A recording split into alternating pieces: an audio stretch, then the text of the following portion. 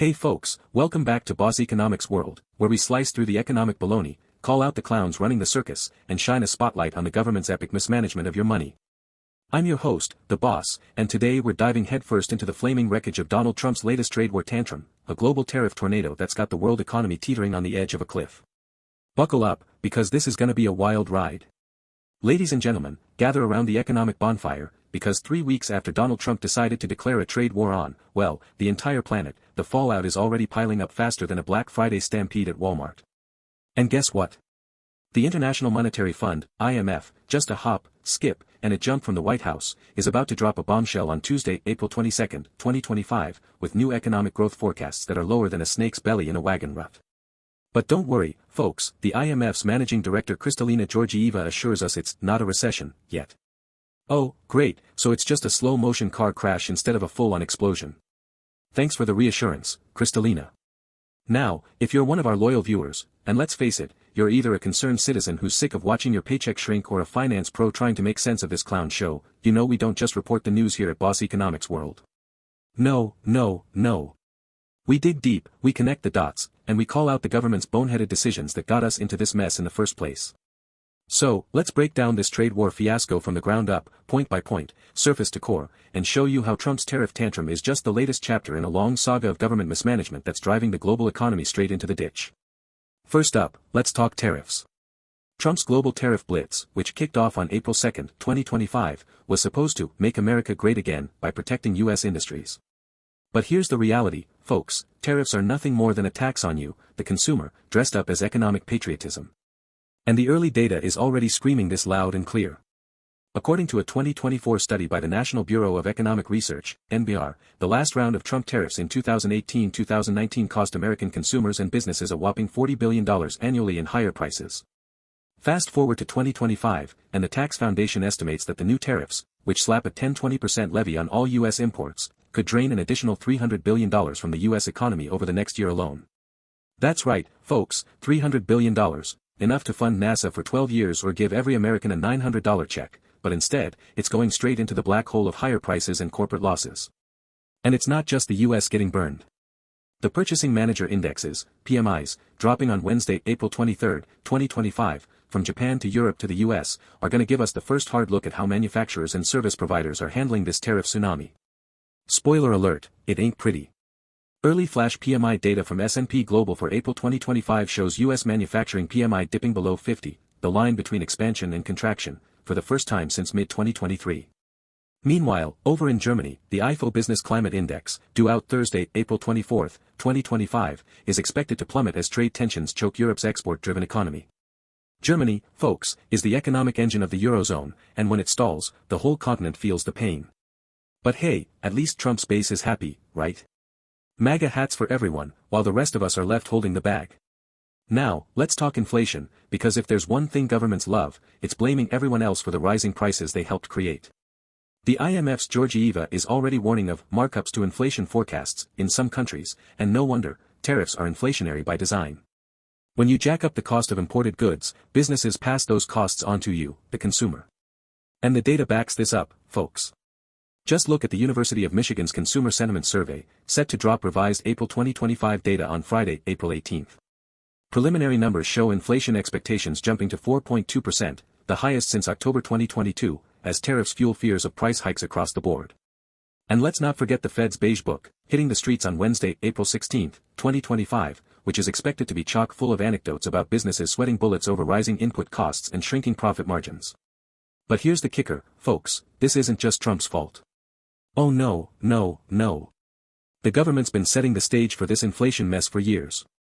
Remember those massive stimulus checks and corporate bailouts during the COVID-19 pandemic? According to the U.S. Bureau of Economic Analysis, federal spending ballooned by $4.6 trillion in 2020 alone, flooding the economy with cash while supply chains were still tangled up worse than a plate of spaghetti. And then there's the Federal Reserve, keeping interest rates near zero for years, encouraging borrowing and spending like there's no tomorrow. Now, with tariffs piling on top of all that, inflation's roaring back like a bad sequel to a horror movie. But don't worry, Fed Chair Jerome Powell says the central bank is, well positioned to wait for greater clarity before doing anything. Translation, we're just gonna sit here and watch the economy burn, folks. Good luck out there. Now, let's zoom out to the global stage, because Trump's trade war isn't just an American problem, it's a global economic disaster in the making. The IMF's Georgieva is begging for a more resilient world economy, not a drift to division, but let's be real, folks, division is exactly what we're getting.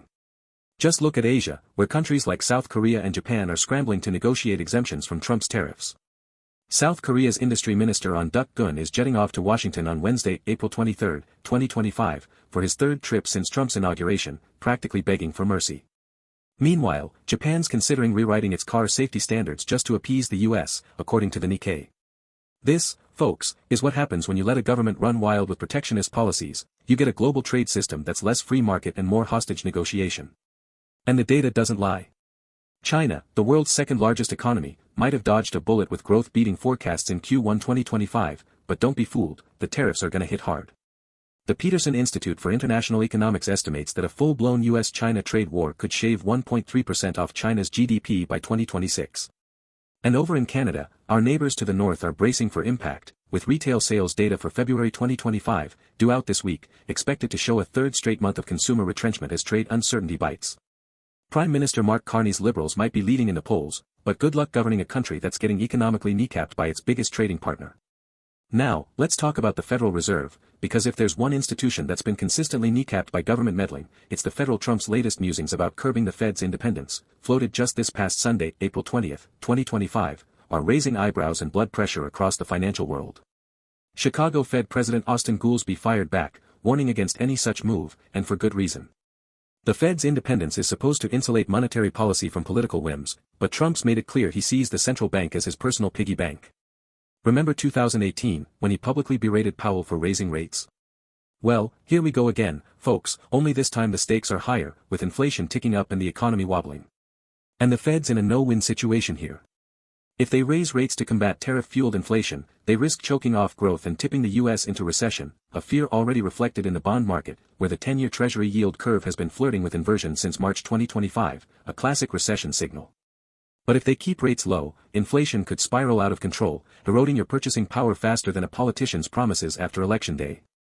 Meanwhile, over in the Eurozone, ECB chief Christine Lagarde is throwing up her hands, admitting she has no idea if the uncertainty has peaked.